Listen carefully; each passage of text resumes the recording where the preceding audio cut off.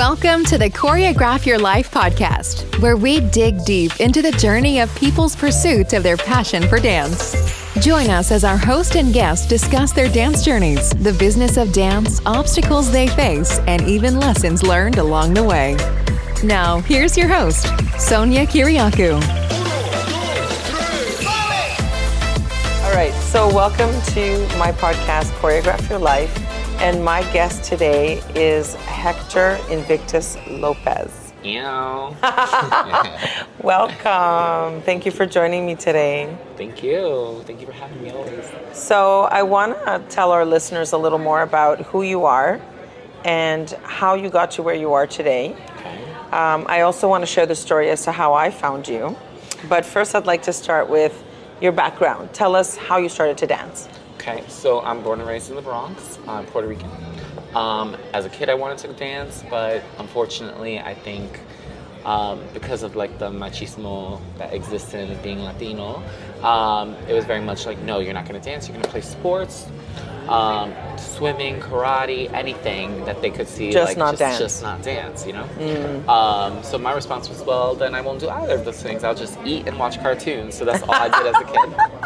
That's good. And then when I was in high school, I saw performance art. I forget which dance company they brought, but I saw them dance and I was just like, oh my God, that just feels like the right thing for me. I couldn't explain it. And unfortunately, there was no dance in my high school. I was doing mostly art, and I did one musical. And when I was in college, I was like, okay, now's my time. I'm going to do this. I'm going to explore the arts, and I'm going to try to do dance. Unfortunately, Dartmouth didn't have dance again, and the theater department was very different. They were selective in a way that I wasn't expecting. There was no audition. It just was very much like they let football players do the acting course. They let certain people that they vibed with do the acting course. I was unable to do that. I did a lot of dance through social networking, so a lot of like dance groups. I would take their classes and everything, and it wasn't until my senior year that I got into dance officially and was able to dance my full year. So post that, I graduated in 2012, and then I was like, okay, now it's time for me to take control of my life. So I found Broadway Dance Center in New York City, and I just— Isn't that where you teach now? That's where I teach now. Wow, that's beautiful. Yeah. So I went into the program in 2013, beginning of 2013 and 2012, and did that for 6 months. Then became a work study, worked my way up, started working there as staff, and then one of my mentors, Yanis, actually, was like, I'm leaving New York, I'm going to go back to LA, and I think it's time for you to step up and become a teacher. And I was like, are you sure? And he's like, no, you need to be the New York boy. Oh my gosh. And I stepped into that place and taught through the pandemic, and I've been teaching now 5 years at Amazing. BDC. Yeah. So your journey started kind of late in your life. It wasn't like you grew up as a child going to the ballet classes, the tap dance, the hip hop, like what we usually hear. Yeah. You really started late because even though your desire and your intention was there, the environment didn't allow you. So that's an amazing story, because sometimes there's a lot of people in that situation where they want to pursue their dreams and there's something blocking them. But I feel like when they're in that situation, it actually makes them like rebel / accelerate once they do have the chance. Yeah. You're a shining example of that. Yeah. So that's amazing. How did you connect with Yanis Marshall? So Yanis, actually, he just came and taught at BDC, I think a couple times, and I was very happy to take his class. The first couple times I was not in heels, just because I couldn't find heels. I didn't know how to like shop for heels. I was just like, I just want to explore his movement. Right. And then he left, and on his way out, I was just like, just so you know, don't worry. When you come back, I'm gonna have heels. Wow. So wait, when you took that class, you were a student, and what was the name of that class? Was it called Heels? Yeah, it was just a heels class, intermediate advanced heels class, and I took it as a jazz funk class. I was just like, yeah, I'll just do go it in without, sneakers, okay. And I guess he saw something in me there in that moment, and I was like, okay, I felt that, so I want to do that. Really, I want to fully invest in it. So I ended up finding heels, and I went through a series of heels throughout the years that were not my correct size, just not for me. messy, which is now why I'm so particular with shoes, and I Right. can understand shoes so well now. Shoes that were 3 sizes too small Oh my for gosh. years. Yeah, but imagine taking his class in heels that were too small. That for were years, not fitting properly. No, but so shoe training. how many classes did you take with him? Oh, I don't honestly know. So many. Yeah. Like you just kept going and Yeah. going? He definitely was the trigger for me to say, okay, now it's time to get my heels. But he wasn't the first heels teacher that I was like in awe of. Truly, like there's Dana Foglia, and there's Michelle Petronelli, there's Danielle Polanco, Aisha Francis. These were all like huge heels teachers that were in New York and LA known. Okay. That I would watch them and I'd just be like, wow. And it had nothing to do with the shoe.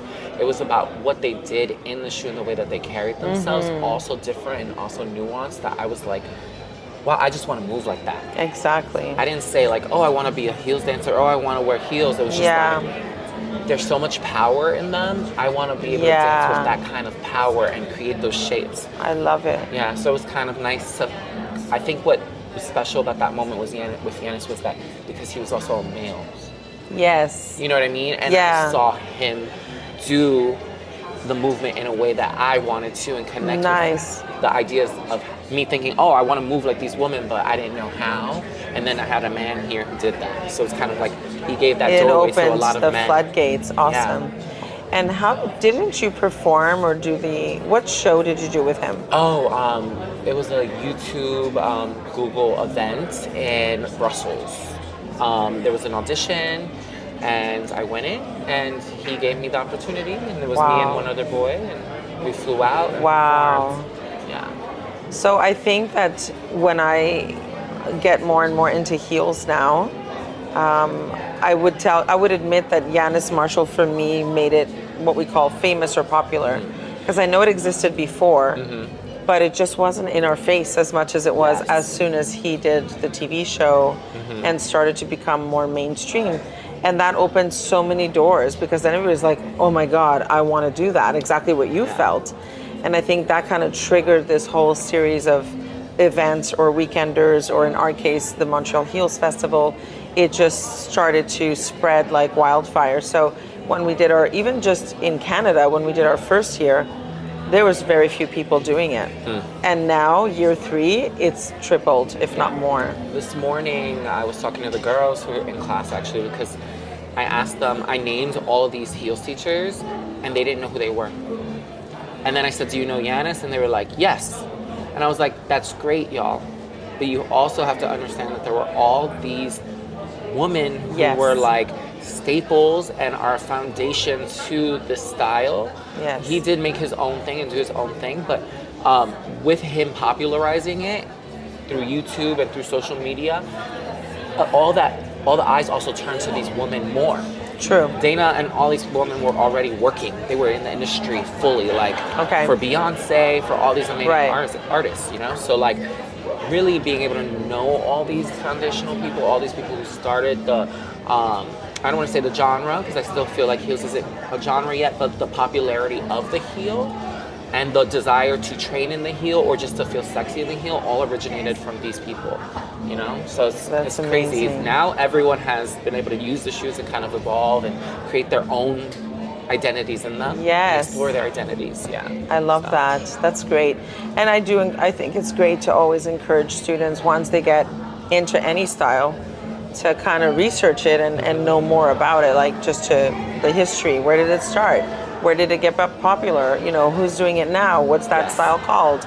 And I think that's a great way to teach our students to always explore, you know, not just learn a choreography and say, oh, I'm a heels dancer, but to also go a little deeper. So that's wise words from Hector.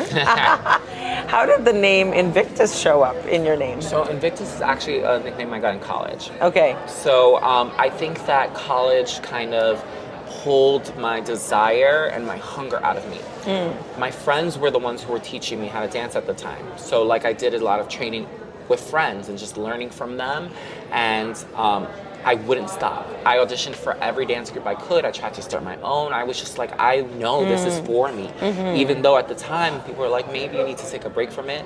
You know, it's not working out. The stars aren't aligning. You know. Oh my gosh. I could barely groove, and then but choreography I understood. Okay. Like I could like understand phrasing. Oh, I see. It wasn't executed necessarily properly, but I had like an understanding of phrasing and performance. Okay. You know. So then my senior year when I got in, part of their tradition is that at the end of the year, your first year with them, they give you a nickname. Oh. And they gave me the nickname Invictus from the poem. Oh, I see. So. And now everyone confuses your last name around the world. Yes. Like checking into the hotel, they were like, "There's no Lopez on this list." I'm like, I guarantee you he's there. So it's funny, right? Always Hector Invictus is what they remember. They don't even remember the Lopez. Yes. So now you have a new last name. Yeah. That's awesome. Permanent. So what's coming for you? What are your plans? Where do you see yourself in a year? So I think it's what's great is that I was lucky enough that within my first year of exploring and trying to learn dance, I got signed and I went straight into working. So this year, after the pandemic, it changed the whole game of how we work, how do we find work, how we network, how we create those relationships with people. Because most people right now, especially with working jobs that are very short times, like you only have a couple days to get work done, people want to work with people that they know and that they trust. True. Or people that they can go on social media and they can see and already know that they can trust them because of their execution on these videos, right? So this year, I really want to perform more. I think that's the thing dancers should want to do more often. It's not so much, like we could spend all day in class, but the goal is to always find different ways to perform and different ways to explore that avenue as well. So hopefully this year I get to do a lot more. It's already been this last couple months a little bit of fun with a couple jobs, so I'm hoping to just keep that direction. I'm really impressed with the article in Dance Magazine. Can you tell our listeners a little bit about that? Yeah, so Dance Magazine wanted to pull an article where they explored different dancers and their relationship with shoes. Yes. So we had a ballerina, they had a tap dancer, and then they had me to discuss my relationship with heels, why I do it, why I teach it, and how I invest my time in training people with the shoes, like why I do that, what's that, where's the desire coming from? So it was a great moment. That was a dream. I never knew that I would be in there as a teacher, considering, it's only been 5 years of teaching, and like I look up to so many people who have been in that magazine. So it was an honor. That magazine, I go way back with that magazine when I was first intrigued by dance. Anything I could get my hands on, right? There was no internet yet. So there was this dance magazine that I would see in the stands, newsstand, and I'd say, oh my God, what is that? And I would open it and read it. And even though it wasn't Latin dance based, I was still fascinated. I would buy every edition. And I would read about ballet dancers, tap dancers, Afro dancers, like all kinds. And I idolized that magazine. I was always getting every single edition, month to month. I think it's monthly. And then at some point I stopped. I don't know why. I guess because I ventured off more into Latin dance. And, Dance Magazine doesn't really cater to that. Yeah. Although I think they've done some articles about it. And then when I saw you announce it, I was like, it's like everything rushed back. I was like, oh my God, Dance Magazine. It's part of my childhood fantasy world. I was dreaming about dance at that point, and there you were. And I finally got to see the article, thanks to you sending me the pictures. It's just beautiful. Like the way they wrote, the pictures, the blue shoes. Yeah, it was just it was gorgeous, and congratulations again. Thank you. Yeah. Thank you. They definitely surprised me, and I'm so grateful. I was even in Broadway World. They did an article about me in heels as well. So it's just been like, yes, it's nice. I don't want it's not about the notoriety as much as just like the privilege to stand amongst people that I've respected in this way. So it means that to me that I have invested my time and I'm being successful in using my time and my awareness and my knowledge and sharing it with people in a way that they can connect, which is amazing to me because I have had so many amazing teachers to step into a shoe of a teacher carries the weight, because I need to offer people as much as I've learned. Yes. And be able to share it with them and to care about them in that. Yes. Not just beyond for that hour, but Yes. like beyond the room, you know. Yeah, and that brings me back to the story I said at the beginning of the podcast, which is I want to share with everyone how I met you. So in my recent years, I've been doing a lot more organizing and sharing my desire to expand dance through events, through my studio, through different things. And I've been less of a dancer. And so I took a trip to New York, and I went to where you're teaching, the Broadway Center. And I said, okay, there's a heels teacher. It says, did it say advanced beginner? Yeah, probably. Something like that. And I Yeah. said, I don't think I'm an advanced beginner, but you know what? It's the only class, I'm gonna go for it.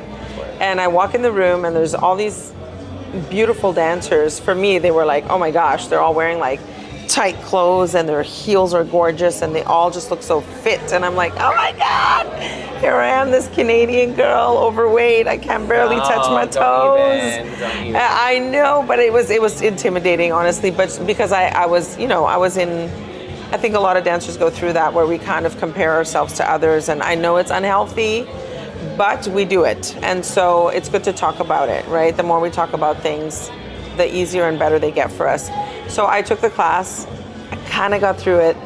And what really kind of like came to get me was how you spoke to the students, how you connected with each dancer, how you had this way of choosing your words and looking at each person and knowing exactly what they were thinking or feeling. At least that's how it seemed to me. And you would deliver the information so efficiently, so precisely that everybody felt good, including me. Everybody felt, okay, I understand the choreography, I understand the intention behind the movement, I understand what the song is interpreting, I understand my teacher. It was so beautiful, and I'm like, oh my God, like I need the world to know Hector, at least in Canada. So that's how it started. That's how I said, okay, I'm gonna get in touch with him. And I think even before the event, I said, let's bring you to Montreal, and we were chatting for a while before it happened. So take a class, everyone, take a class. You don't know who you're gonna meet, you don't know what you're gonna discover. But yeah, like I could see from your humility and your professionalism and your dedication that all the blessings that are coming to you are more than well deserved. So congratulations for everything. Thank you so much. And I'm very happy that you're part of our family too now. Thank you. It's been a great 3 years. Thank you. Thank you for being with me today on my podcast. Of course. Thank you so much. Shine. Meow. Shine and grow. Shine and grow. Thanks for listening. Find Sonia on Instagram at SONIAKYRI and on Facebook, LinkedIn, and Twitter at Sonia Kyriacou. Check back weekly for new episodes. Until the next time, keep dancing.